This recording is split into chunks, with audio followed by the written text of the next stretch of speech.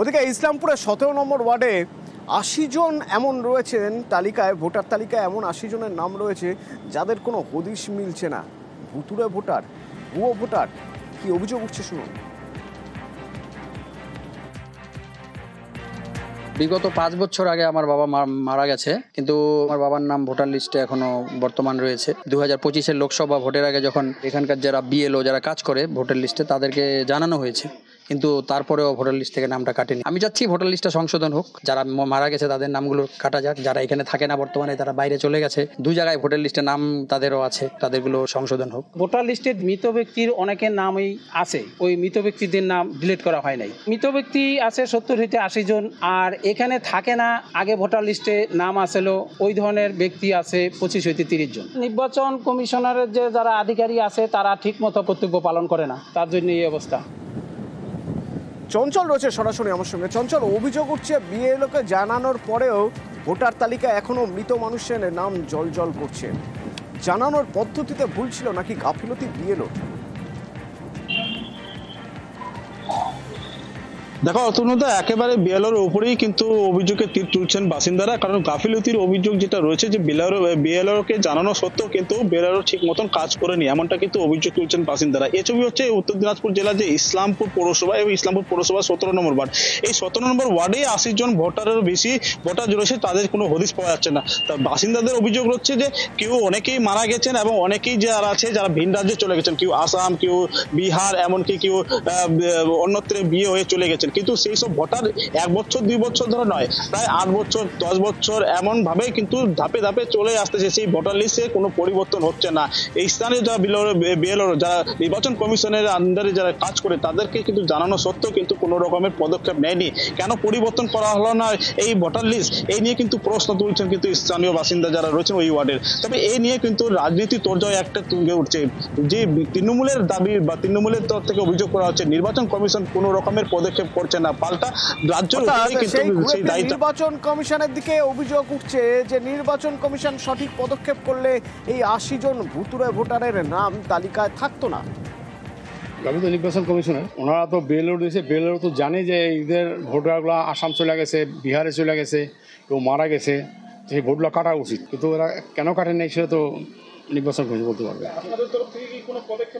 আমরা তো লিস্ট করে দিয়ে দিচ্ছি, গাফিলতি নির্বাচন কমিশনে যাবে, বেলর তো ওদের আন্ডারেই। আমরা তো বেলকে বলেছি যাদের নাম আছে তাকে তোমরা বাদ দিয়ে দাও, কিন্তু বাদ দিচ্ছে না। আর এ নিয়ে শুরু হচ্ছে রাজনৈতিক চাপানুতো। এটা তো ইলেকশন কমিশন অফ ইন্ডিয়ার দায়িত্বতে আছে। কতগুলো ভোট ডেড আছে, কতগুলো ভোট শিফট হচ্ছে, কতগুলো ভোট আপনার ট্রান্সফার হচ্ছে, এটা তো ওর ডাটা। উনাকে তো ডাটাটা পাবলিশ করার দরকার। যতগুলো ভুয়া ভোটার আছে বা ভোটার লিস্টে ডিলিট হয়নি, এটা দায়িত্ব ওদের। ওরা তো অর্ডারও করছে না, দেখাচ্ছ না, কিছু বলছো না। এখানে যারা নির্বাচন কমিশনের কাজটা দেখা দিয়ে করছে, মানে রাজ্য সরকার যাদেরকে নিয়োগ করেছে তারা এই কাজটা করেছে, এবং সেটা সম্পূর্ণ এখানে শাসক দলের যারা নেতা আছে তাদের ইশারাতেই তারা এই কাজগুলো করেছে, এবং এই ভোটারগুলোই পৌরসভাতে শাসক দল এদেরকে বাইরে থেকে নিয়ে আসে ভোটটা দেওয়া। এইটা সম্পূর্ণটাই শাসক দল যাদেরকে নিয়োগ করেছে সেই সব দুর্নীতিবাজ বিএলওরাই এই কাজটা করেছে। ভারতীয় বাবার বাংলাদেশি ছেলে, এ প্রশ্ন উঠছে। তার কারণ দেখা যাচ্ছে যে আদতে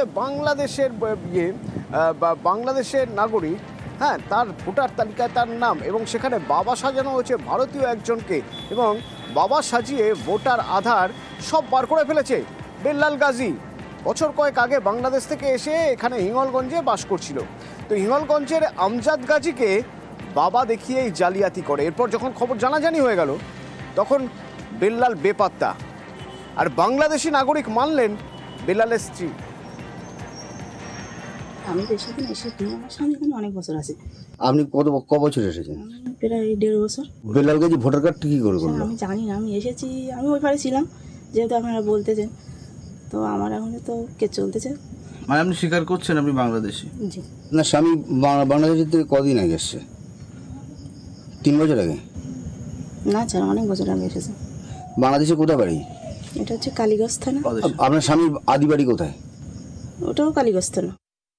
হিঙ্গলগঞ্জের 4 নম্বর সান্ডেলবিল এলাকায় বেল্লাল গাজী নামে এক বাংলাদেশি, সে অনুপ্রবেশকারী, সে এখানে এই 4 নম্বর সান্ডেলবিল এলাকায় এসে রীতিমতো বসত বাড়ি করেছে। আমরা এক্ষুনি দেখাবো। সেই বসত বাড়ি করেছে, দেখুন সেই বসত বাড়ি। এবং শুধু বসত বাড়ি করেনি, এখানে সে আমজেদ গাজী বলে এক ভদ্রলোককে তার বাবা সাজিয়ে সে তার আধার কার্ড, ভোটার কার্ড সব কিছু তৈরি করেছে। 4 বছর আগে বেল্লাল গাজী এখানে এসেছে এবং 1.5 বছর আগে সে বাংলাদেশের কালিয়াগঞ্জ, যেখানে তার আদি বাড়ি, সেইখানকারই এক ভদ্রমহিলাকে বিয়ে করেছে এবং সেখানে তাকে এখানে নিয়ে এসে এখানে সে ঘর সংসার করেছে। এবং বিএসএফ এর হাতে তার স্ত্রী কিন্তু অবৈধভাবে অনুপ্রবেশের অভিযোগে বিএসএফ এর হাতে ধরা পড়েছিল, যার কেস এখনো কিন্তু আদালতে চলছে। এবং এই যে বেল্লাল গাজীর স্ত্রী, তিনি কিন্তু নিজের মুখেই স্বীকার করেছে যে তিনি এবং তার স্বামী বাংলাদেশের কালিয়াগঞ্জে বাড়ি। প্রতিবেশী যারা, তাদের উপরে অত্যাচার করে বেল্লাল গাজী, যারা প্রতিবেশী তারা কিন্তু অভিযোগ করছে। হিঙ্গলগঞ্জ থেকে অনুপম সাহা রিপোর্ট, নিউজ 18 বাংলা। যাকে বাবা সাজিয়েছিলেন বেল্লাল গাজী, সেই আমজাদ গাজী, তিনি কি বলছেন শুনুন। অন্য এক লোকে করে দিতে, এই আমাদের এখানকার লোক, সে পয়সার বিনিময় হয়েছে। হ্যাঁ, আপনি জানেন না নাকি? আমি জানতাম না, এই জন্যে আমি সিদ্ধান্ত নিয়েছি যে এবার ভোটার লিস্টটি নতুন হবে 26 সালে, কেটে কুটিয়ে সব। আধার কার্ড কেন, তোমার ওই পাসপোর্টও তৈরি করে 20,000 টাকা দেয়। কাকে দিয়েছে? মাহমুদ আলী। মাহমুদ আলী? আমি জানতাম না। আমার ভোটার কার্ড, আধার কার্ড ওর হাতে যাবে কি? মোবাইল বেলার অফিসে কাজ করো, ওই দোকান, ওই থেকে পাসপোর্ট এটা সেটা ওটা নানান সব করে দেয়। কারণ এখানে একটা চক্র চলে আর কি। পরে আমি তখন জানতে পারলাম, আমি এরকম করলি কেন তুমি? আপনার কোনো কেউ হয় না বেল্লাল গাজী? না। বাংলাদেশি বেল্লাল গাজী ভারতীয় ভোটার আধার সব তৈরি করে ফেলেছেন। প্রতিবেশীরা বেল্লালের উপর বেজায় বিরক্ত, কারণ বেল্লালের দুর্ব্যবহার। আদতে ছেলেটা খুব একটা সুচারু নয়, আশপাশে মানুষের সঙ্গে খুব একটা ভালো ব্যবহারও রাখে না। এ নিয়ে আশপাশে প্রায় ওর সঙ্গে ঝামেলা ঝক্কিও হয়ে থাকে। আমজাদ গাজীর বাচ্চা কাচ্চা শুধু বোধহয় একটা মেয়ে আছে, কিন্তু ছেলে বেল্লাল না, বেল্লাল বাংলাদেশি। ও তো বাংলাদেশিও শুনেছি, এখানে বউ আছে, বাচ্চা আছে। আচ্ছা, ওর বউকে কি কিছুদিন আগে পুলিশে ধরেছিল? হ্যাঁ, ধরেছিল। কেন? আসতে গিয়ে ধরেছিল বর্ডার থেকে। ও বাংলাদেশি বলে? অভিযোগ প্রমাণ হলে কড়া ব্যবস্থার আশ্বাস পঞ্চায়েত প্রধানের। পর্যন্ত আমার কাছে এরকম সংবাদ নেই। যদি এরকম ঘটনা হয়, সে তদন্ত করে তারপরেই এর প্রত্যুত্তর দিতে হবে। বাংলাদেশের মানুষ যদি হয়, তার আইনের ব্যবস্থা গ্রহণ করতে হবে, যেটা নিয়ম আছে।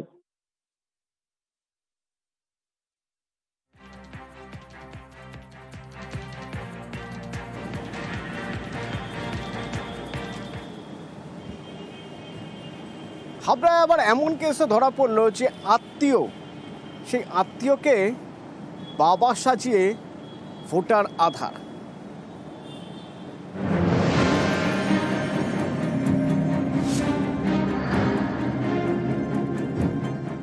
দেগঙ্গার ভোটার তালিকায় বিশু দত্তের নাম, বাবার নাম লেখা বিকাশ দত্ত। অভিযোগ, এই বিকাশ দত্ত আসলে বিশু দত্তের বাবা নন, আত্মীয়। আত্মীয়কে বাবা দেখিয়ে ভোটার তালিকায় নাম তুলেছেন বাংলাদেশি বিশু দত্ত। নিজে তা স্বীকারও করেছেন। এখানে আছি আমি প্রায় 9-10 বছরের মতো হবে। এসে আমি এখানে লোকের দোকানে কাজ করেছি। এই যে এখানে বেঙ্গল আছে, সেও মনে করেন বাংলাদেশি, এই সম্পর্কে আমার ভাইয়ের মতন হয়। তোর সহযোগিতা আমি এই দোকানটা করেছি। ভোটার হয়েছে আমার শ্বশুরের ঠিকানা দিয়ে, জায়গার কাগজ দিয়ে আমি ভোটার হয়েছিলাম। মানে আপনার বাবা শ্বশুর, আপনি বাবা সাজিয়েছেন? হ্যাঁ। কারা করে দিয়েছিল? এখানে আমি ভিডিও অফিসে নিজে যেয়ে করেছিলাম। কয়েক বছর আগে বাংলাদেশ থেকে ভারতে আসেন বিশু দত্ত। তারপরে আত্মীয়কে বাবা দেখিয়ে ভোটার তালিকায় নাম তোলেন। তারপর থেকে তিনি হাড়োয়া বিধানসভার ভোটার। আপনারা বাংলাদেশে কবে এসেছেন? আচ্ছা, 2002 সালে। 2002 সালে এসেছেন? আপনি ভোটার হয়েছে না শুধু আপনার স্বামী ভোটার হয়েছে? ওর হয়েছে। এই একই বিধানসভার একটি বুথে 14 জন ভুতুরে ভোটার রয়েছেন, এমনটা দাবি পঞ্চায়েত সদস্যের। ঠিক আছে, এখানে দুজন আছে, যেমন সুমিরানী দাস আর বিশু দত্ত। এদের বাংলাদেশেও মানে ভোটার আছে, এখানেও ইন্ডিয়াতেও আছে। তো আর 14 জন যেমন আছে, তাদের মানে কোনো অস্তিত্ব নেই এখানে। এরা কি সব কি মনে হয় বাংলাদেশি? হ্যাঁ। সম্প্রতি 2002 সালের ভোটার তালিকা প্রকাশ করেছে নির্বাচন কমিশন। বিধানসভা কেন্দ্র ধরে ধরে সেই তালিকায় নেই কুলপি। দক্ষিণ 24 পরগনার বিধানসভা কেন্দ্রের মধ্যে একটি কুলপি। ভোটার সংখ্যা প্রায় 1,48,000। নির্বাচন কমিশনের প্রকাশ করা 2002 সালের তালিকায় নেই কুলপি, আর এ নিয়েই আতঙ্কে বাসিন্দারা।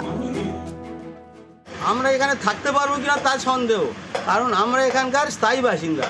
তাহলে এখানকার যে SIR হচ্ছে 1998 সালের ভোটার লিস্ট পাওয়া গেছে, আর 2002 সালের ভোটার লিস্ট পাওয়া যাচ্ছে না। আমরা নির্বাচন কমিশনের সঙ্গে যোগাযোগ করছি, যত দ্রুত সম্ভব এটা সমাধান যাতে করা যায়। যদি 2002 সালে না পাওয়া যায় তাহলে 2003 সালের ভোটার লিস্ট নিয়ে হবে। সেটা আমরা 2-1 দিনের মধ্যে ঠিক করে দিচ্ছি। প্যানিক তো, ভীষণ প্যানিক, এবং সব দ্রুত সন্তুষ্ট কি হবে না। দেগঙ্গা থেকে জিয়াউল আলম ও কুলপি থেকে আনিস উদ্দিন মোল্লা, নিউজ 18 বাংলা।